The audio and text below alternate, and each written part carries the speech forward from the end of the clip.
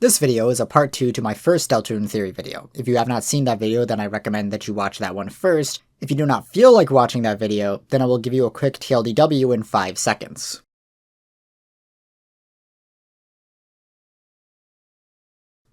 Okay, Kris is the knight. That's all you need to know. Now, what if I told you that Kris being the knight actually solves every single mystery revolving around Ralsei? Well, it's true. In this video, I'm going to be answering everything, including what is Ralsei, why Ralsei looks the way he does, who made Ralsei and his dark world, why Ralsei has the knowledge he has, and why Ralsei acts the way he does. So, what is Ralsei? Well, Ralsei is a little guy who is also a darkener, and that last part is important because it means that Ralsei is an item in the light world. And due to narrative reasons, whatever item Ralsei is has to be guessable, which means whatever item he is has to have a Chekhov's gun in Chapter 1. Now, luckily for us, there's only 2 items that really fit that build, those being Kris's red horn headband and the green crayon. And I'm just gonna go ahead and debunk the green crayon real quick. So, Ralsei is not green. His clothes are green, but he himself is not. Unlike some other Darkners, Ralsei seems to have been born naked. Ralsei's clothes are not a part of him. He takes them off and changes outfits often, and when Ralsei gets downed in battle, he disappears and leaves behind a pile of clothes. So the clothes are very blatantly a different item. And you could theorize that the green crayon is Ralsei's clothes, and that works fine. But there are also other explanations for the green crayon being missing, like that Asriel used it to draw Yoshi. But it also doesn't really matter, and I don't think Ralsei's clothes will ever be explained in-game. Like, I will be very surprised if Toby bothers to explain it. So that just leaves the red horn headband, which yeah, I'm far from the first person to say this, but that's for good reason, because it just makes too much sense. You know, it's one of those things where it's easy to overlook, but when someone points it out, you're like, oh yeah, no, that's obviously what it is, yeah, no, yeah. And the implications of Ralsei being the horned headband are pretty obvious. It would mean that Ralsei is functionally Kris's persona, for lack of a better word. And to me this makes a ton of sense, especially when you take a closer look at his design. Him and Kris are the exact same height. Kris's eyes are red and they had a red horn headband. Ralsei's eyes and horns are pink. And colors are often a tint lighter in the dark world compared to what they look like in the light world, especially in relation to monsters. Now, a lot of people assume that Ralsei must have some connection with Asriel, but I do honestly feel like that is meant to be a bit of a misdirection. Because if Ralsei was really like Asriel, then he should be twice as tall and have longer horns. But his horns are the exact length that a red horn headband would be.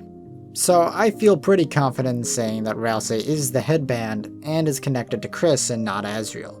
And that Ralsei is supposed to be a physical embodiment of Kris's desires to be closer to their family and community, while also being their own person with their own self-identity outside of Kris's initial conceptualization. And I do think this is going to be a big part of Ralsei's character arc, being about grappling with this fact and trying to find an identity for himself outside of Kris, and I also think that, in a way, Ralsei could also be meant to be metaphorically represent the idea that when an artist creates a piece of art and shows it off to the world, that it ultimately stops fully belonging to them.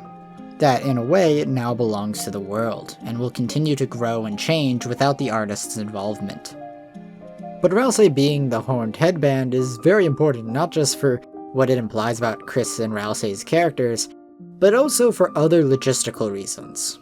But when I see other people talk about this theory, it usually quickly goes off the rails. So how I usually see the theory suggested is that Kris lost their headband, usually in the bunker incident, and then Gaster got them and then made Ralsei for some reason that is usually not explained in the theory. And I'm not a big fan of this theory, mostly because 1, using Gaster as explanation without hard evidence to connect Gaster to it just feels like a cop-out, and 2, the whole thing feels needlessly complicated when you actually think about it. Like, this would mean that Gaster would have had to have made Ralsei's Dark World, and would have a big complex plan for why he would need to do this, and it's just so much, and I don't even want to try and think of a motivation Gaster could have for doing any of this. Although, to be fair, it would explain Ralsei's knowledge of Dark Worlds and the Fourth Wall, and overall I do think it's at very least the second most likely explanation for Ralsei's existence, But I also think there is a much cleaner explanation, which is that Kris made Ralsei and his Dark World. They never lost their headband, they just stopped wearing it and then pulled it out of storage to make Ralsei. Like, is there really any other explanation that even makes sense? Like, you're telling me that the knight made the Chapter 1 Dark Fountain, but didn't notice the other Dark World right next to it? Like, don't you think it's a little convenient that the two Dark Worlds are physically connected to each other? Like, whoever made Ralsei had to have removed all the items in the supply closet except for Ralsei. So Ralsei's existence can't be random, someone has to have made him with intent. His Dark World could not just have spawned in out of nowhere, we know that's not how Dark Worlds work. Someone had to have made it, and we also know that the Dark World had to have been made rather recently, because both Noelle and Alphys believe it's still a supply closet. And if Kris is the knight, then they must have extensive knowledge on how the Dark Worlds work. You know, basically all of the knowledge that Ralsei also has. So if Kris made Ralsei and then lore dumped all this info on him, then it very cleanly explains how Ralsei knows the things he does, because the only other person who should know as much about the Dark Worlds as Ralsei does is the knight. Okay, now in order to explain the rest of the theory, I'm going to have to sidetrack a little bit and talk about something I haven't touched on yet, which is the soul. So at the start of the game, you have a little chat with Gaster and make a vessel that the soul is meant to go into. And then someone discards the vessel, takes the soul, and puts it inside Kris. And based off the change in font, it's implied that that someone is not meant to be Gaster, but a different person. And so then that's the mystery. Who took the soul and put it inside Kris? And I believe I have the answer, which is that Kris did it. Kris was the one that took the soul and put it inside themselves. Now, before I explain why Kris took the soul, I think it's best to explain some of the logic behind this thought. Okay, so we know for a fact that the bunker is connected to Gaster because it plays the garbage noise sound slowed down by 666%. Garbage noise, of course, being the sound effect that plays for entry 17, which is Gaster's entry. And we also know more or less that there was something that happened in the bunker that Kris was involved with, pretty much confirming that Kris is a Gaster survivor. Now, what does this mean? Well, we also know that Gaster is interacting with the super bosses, giving them forbidden knowledge that is driving them insane. And I believe that the knowledge he gave them was that they are living inside of a video game. And I also believe that Kris was given this knowledge as well, and that somehow in the process lost their soul. This explains why they would know about Gaster and have the knowledge needed to be the knight, and explains why they would take the soul. And tying this back to Ralsei, this also explains Ralsei's knowledge about you, the player, and the fourth wall. And looking at this dialogue, no one gets to choose who they are in this world. Now, I don't know about you, but to me this line just screams Kris. As someone who has known an edgy non-binary teenager, I can tell you with confidence this is exactly how they talk. And I don't even think this line is meant for the player. I think Kris is actually speaking to Ralsei here. Specifically, when Kris first makes Ralsei, and that the full line is, actually, no one gets to choose who they are in this world, your name is Ralsei. And that this is going to be revealed to us by Ralsei coding this line with the full quote, revealing to us that Kris made Ralsei and took the soul in a single scene. Now, why does Kris need the soul? Well, if Kris is the knight and they made Ralsei, then of course Kris and Ralsei are working together to achieve the same goal. And keep in mind, there is already hard evidence for this with how Kris and Ralsei talk with one another behind our backs. So we can use Ralsei in order to figure out what Kris as the knight is trying to do, with the logic that basically everything that Ralsei is telling us to do is actually what Kris wants us to do, because he would just be following Kris's orders. Now, what is the one thing that Ralsei keeps telling us to do? That's right, to seal the fountains. So it seems to me that Kris is opening dark fountains and then using Ralsei to get us to seal them. Because remember, only a human soul can seal the fountains, which is why Kris needs the soul. They're giving up direct control of themselves in order to be able to do this plan at all. And this is where Ralsei's true purpose comes into play. Basically, Ralsei's main job is to make sure we go seal the fountains, and to make sure we don't go off and do a bunch of weird while controlling Kris. So basically, Kris is controlling Ralsei, who is controlling us, who is controlling Kris. So basically, Kris is controlling themselves. Kinda. But Ralsei trying to essentially make sure things stay on script, I do feel like explains a lot about how Ralsei acts. Why it's so vague whether or not Ralsei is meant to be talking to us or Kris, how he's constantly trying to butter us up and tell us what to do, but also never steps in to stop us if we don't listen to him, because he's trying to keep us happy, so we keep playing the game. And that's all of the Ralsei mysteries. But even if all the mysteries around Ralsei are answered, it still leaves us with the mystery of why Kris wants to open and then seal the fountains. And I believe I have the answer. Power. Think about it. What does Kris gain from doing all of this? Well, every time we seal a fountain with the soul, everyone in the party's levels go up in the Dark World, increasing their stats and making them more powerful. They also recruit all the Darkners we spare and take them back to the castle town, forming their own Darkner army. The wording there I feel is important. Although sometimes used in other ways, the word recruit, by definition, means to enlist someone into an army. And if we decide to beat up the Darkners instead of recruiting them, we get stronger, making Kris more powerful. So whether with the power of love and friendship or the power of incredible violence, the end result is ultimately the same. Think about it. In Undertale, what was the most important thing in the game? The thing that the whole plot revolves around. The thing that every save point fills you with. Determination. Now what does every save point in Deltarune fill you with? Power. Now that was a lot, so let's try and summarize the theory a little bit. Okay, so a long-ish time ago, when Kris was younger, they got Gaster pilled in the bunker and then lost their soul. Years later, they make Ralsei and his Dark World, brief him on the plan and important information. Then Kris made the Chapter 1 Dark Fountain, then they took the soul from Gaster somehow, and then went to bed. And that is everything important related to Kris that happened before the game started. As for Ralsei, he's Kris's horned headband, and was created by Kris to help them achieve their goal of obtaining power. Now that just leaves one mystery left to be solved. Why does Kris want power? Well, I think the answer is obvious. Kris wants to kill Gaster! Okay, that was a joke.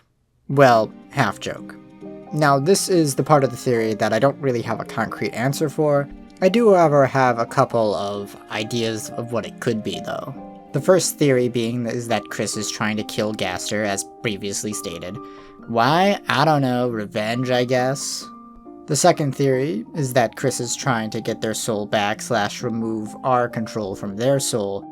This of course is dependent on if the soul is our soul or Kris's soul that Gaster gave us control over. Personally, I'm leaning towards it being our soul, but I could see it going both ways, and it would not make a big difference on the theory.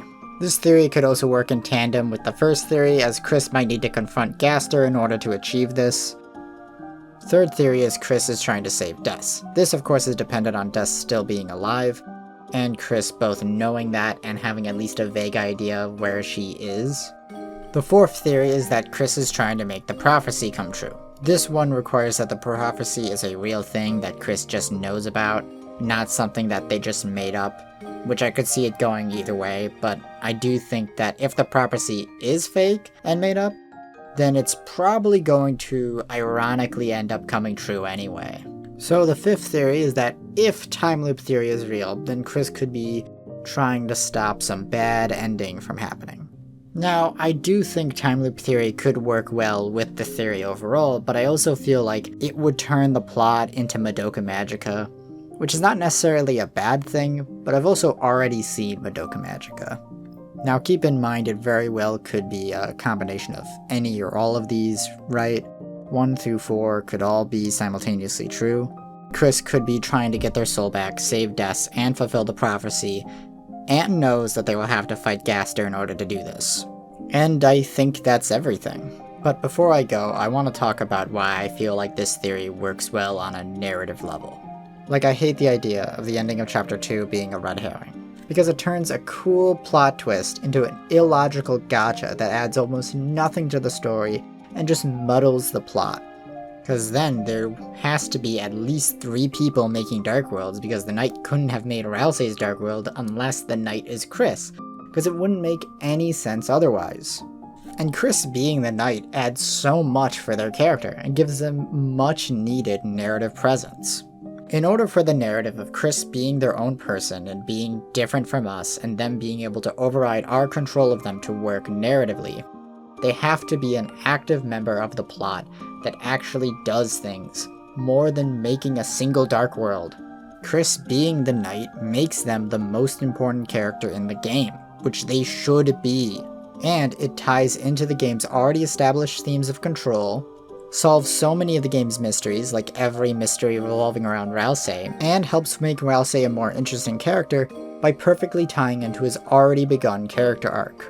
And there's more stuff that I didn't even mention for pacing reasons, like how Birdley calls Ralsei Kris's lackey, which I wouldn't put much thought to if it weren't for the fact that the word lackey is highlighted. Now I know if you answer yes, Ralsei says he's never been a lackey before, but the fact that he's excited about it is weird. It's almost like he sees it as a promotion.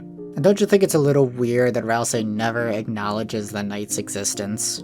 He just says to go steal the fountains, but never that we should try and stop them from being made in the first place. Except for Birdley. But you know, that's different. He doesn't have a license to make dark worlds. And like, one final thing. If you think Kris needs the soul to live, I personally disagree. It just doesn't make sense to me that Kris would be able to remove the soul at all if that were true. Like, if they need it to live, then they should drop dead when they rip it out.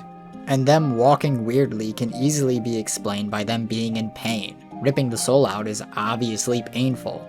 But, yeah, thank you for watching the video. Please like and subscribe if you enjoyed it. I have at least one more Deltarune video in me, and even more stuff after that. In the meantime, why not check out my other 2 previous videos? They're short, but they're both really good. I promise, they're pretty good. So, thank you. Now the only Ralsei mystery left to be solved is how many glizzies he can fit in his mouth.